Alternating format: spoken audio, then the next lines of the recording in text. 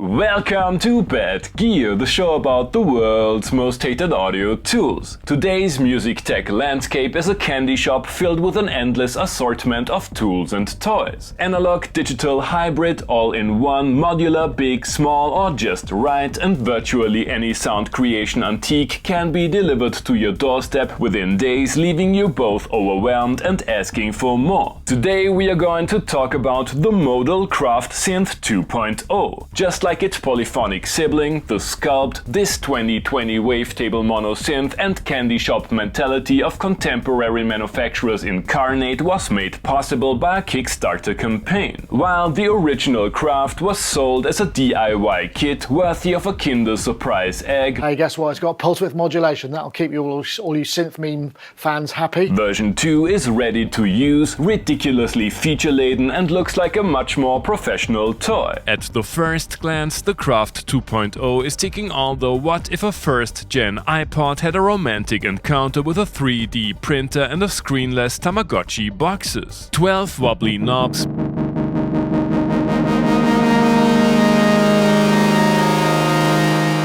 mounted on a feeble plastic enclosure, and if microcork-style mini keys have a negative impact on your cardiac health, you should discuss the touch-sensitive keyboard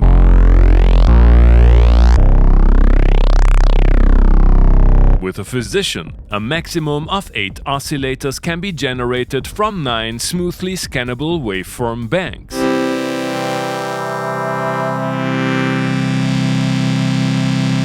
These oscillators can't be controlled individually, but need to be forged from 2 oscillator units using the spread parameter, which results in unison sounds,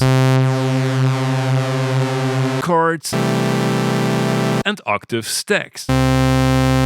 Modal totally knocked the ball out of the park with the Oscillator Modifiers. There are 16 of them, and they are capable of deranging the waveforms by applying classic methods like frequency and ring modulation. There are different shades of lo-fi, and I didn't know I needed a scrunch face shaper in my life.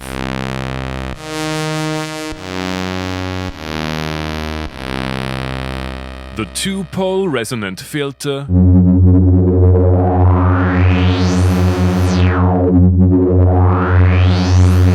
can be morphed from low to high pass. 3 ADSR envelopes and 2 LFOs. No surprises here. Although the Arpeggiator itself is basic, it can be used as a transposable SH101 style sequencer. FX are limited to brutal sounding wave shaping distortion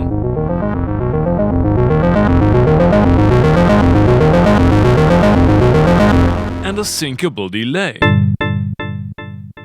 You might have noticed that many of these essential synth engine elements can only be tweaked using next-level UI contortionism involving the shift and preset key, but don't worry, the manufacturer also included a range of button combinations only documented in the manual, an additional functionality that is accessible using the Modal app exclusively. First and foremost, the comprehensive modulation matrix with 8 sources and 36 destinations. Some of the parameters found on the front panel make little to no sense without the app, most prominently scale management for the 8 keys.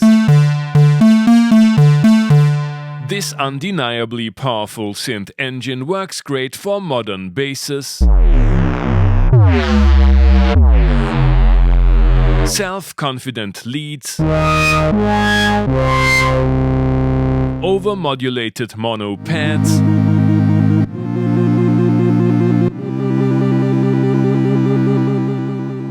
unexpected stabs, and all kinds of useful noise. I was flabbergasted by the presence of 5-pin MIDI, not exactly surprised by the mini jack output. There's a battery compartment, and USB can lead to noise issues depending on your setup. The overall build quality is about as bad as it looks.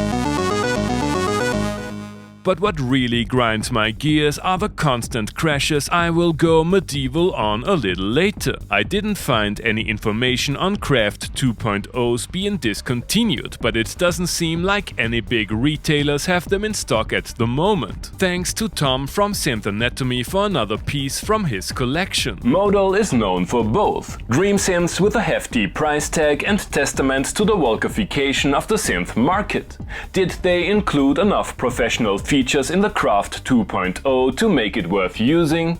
You have already heard the little synth in today's intro tune. Not my first choice for bread and butter sounds, but totally usable. Let's go through a couple of Craft 2.0 use cases in the first jam.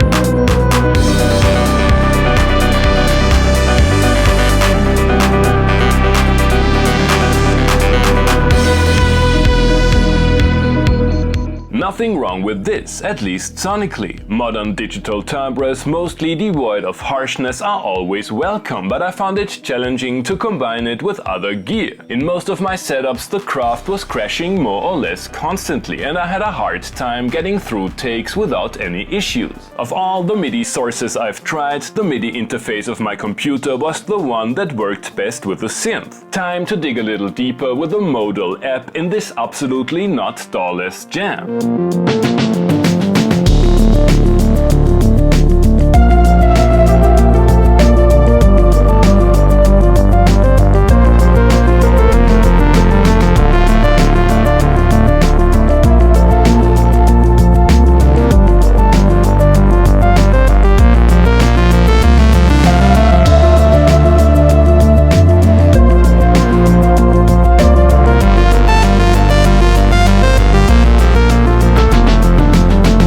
Better. I had to add a line isolation box in order to mitigate USB noise, but the app makes surgical sound design easy. The unorthodox Oscillator Structure allows for complex chords. I wanna know how far we can push this feature in this post-disco high NRG. No, it doesn't sound like a plug-in funky house boogie.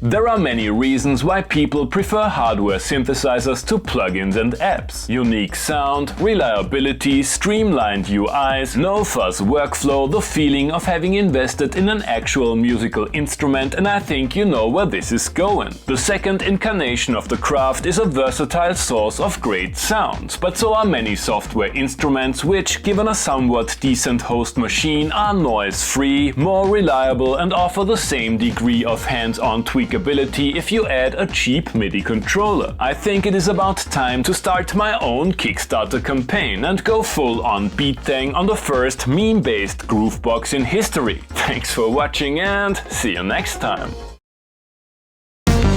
Hey guys, I hope you enjoyed the episode. Feel free to like, subscribe, become a patron and leave a comment what other kind of gear you would like to see and hear on the show.